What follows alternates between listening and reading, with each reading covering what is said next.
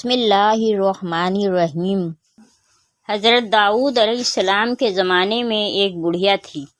اس نے ایک مرتبہ 3 روٹیاں راہ خدا میں دیں اور پھر آٹا گوندنے بیٹھی۔ اچانک ہوا آئی اور اس کا سارا آٹا اٹھا کر لے گئی۔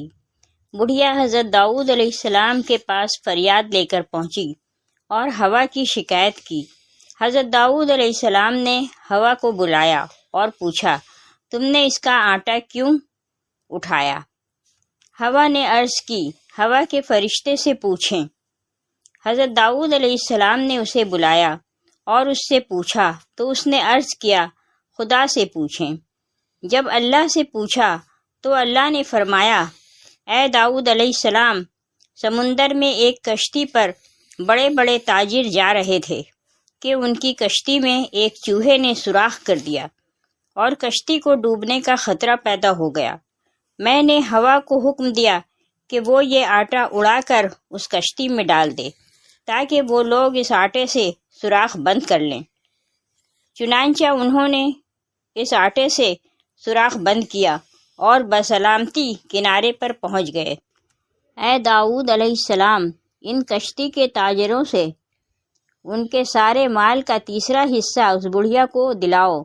چنانچہ داؤد علیہ السلام نے ایسا ہی کیا اور 300,000 دینار کا مال بڑھیا کو ملا۔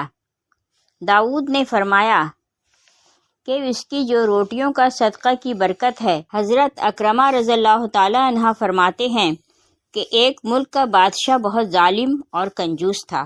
اس نے اپنے ملک میں یہ اعلان کر دیا کہ کوئی بھی فقیر یا مسکین پر کوئی چیز صدقہ نہ کرے، کوئی کسی غریب کی مدد نہ کرے۔ اگر کسی نے ایسا کیا تو میں اس کا ہاتھ کاٹ دوں گا۔ یہ خبر سن کر لوگوں میں سنسنی مچ گئی۔ اب ہر کوئی صدقہ دینے سے ڈرنے لگا۔ ایک دن ایک فقیر مجبور ہو کر ایک عورت کے پاس آیا اور کہا، اللہ کی رضا کی خاطر مجھے کچھ کھانے کے لیے تو دو۔ عورت بولی، ہمارے ملک کے بادشاہ نے اعلان کیا ہے کہ جو کسی کو صدقہ دے گا اس کا ہاتھ کاٹ دیا جائے گا۔ فقیر نے کہا، تم مجھے اللہ تعالیٰ کی رضا کی خاطر کوئی کھانے کی چیز دے دو۔ وہ عورت کو اس فقیر پر بہت ترس آیا اور اس نے بادشاہ کی ناراضگی اور سزا کی پرواہ کیے بغیر اللہ کی رضا کے لیے اس فقیر کو 2 روٹیاں دے دیں۔ فقیر دعائیں دیتا ہوا وہاں سے چلا گیا۔ جب بادشاہ کو یہ پتہ چلا کہ فلاں عورت نے 2 روٹیاں صدقہ کی ہیں تو وہ سخت ناراض ہوا اور پھر اس نے اس عورت کے ہاتھ کٹوا دیے اور اسے شہر سے بھی نکال دیا۔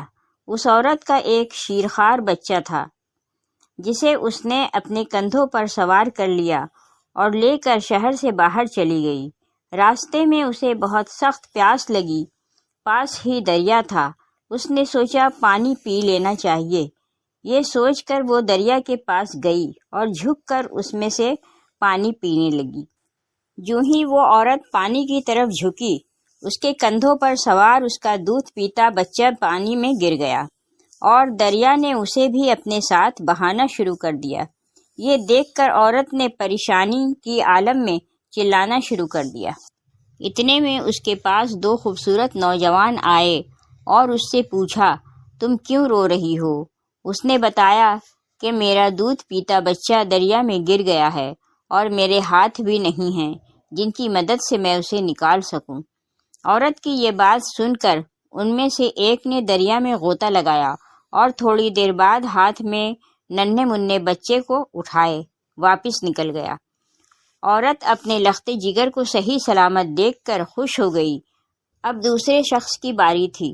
اس نے اپنے منہ میں کچھ پڑھ کر اس کے جسم پر دم کیا جس سے اس کے دونوں ہاتھ درست ہو گئے۔ یہ دیکھ کر وہ عورت اور زیادہ خوش ہو گئی اور ان سے پوچھنے لگی کہ اے اللہ کے نیک بندوں، تم کون ہو؟ انہوں نے کہا، کیا تو نے ہمیں پہچانا نہیں؟ اس نے کہا، نہیں۔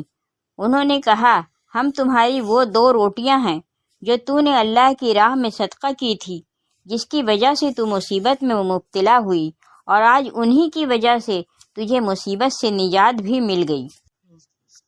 حضرت انس رضی اللہ تعالی عنہ سے روایت ہے، رسول اکرم صلی اللہ علیہ وسلم نے فرمایا، صدقہ کرنا اللہ کے غضب کو ٹھنڈا کرتا ہے اور بری موت سے بچاتا ہے۔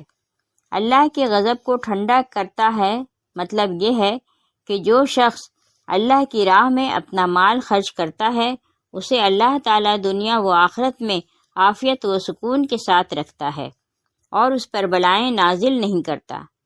بری موت سے بچاتا ہے مطلب یہ ہے کہ صدقہ و خیرات کرنے والا مرنے کے وقت بری حالت سے محفوظ رہتا ہے، یعنی نہ تو اسے شیطان اپنے وسوسوں میں مبتلا کر پاتا ہے اور نہ وہ شخص کسی ایسی سخت بیماری اور تکلیف میں مبتلا ہوتا ہے جس کی وجہ سے وہ ضبط کا دامن چھوڑ کر کفر و کفران کی دلدل میں پھنس جائے۔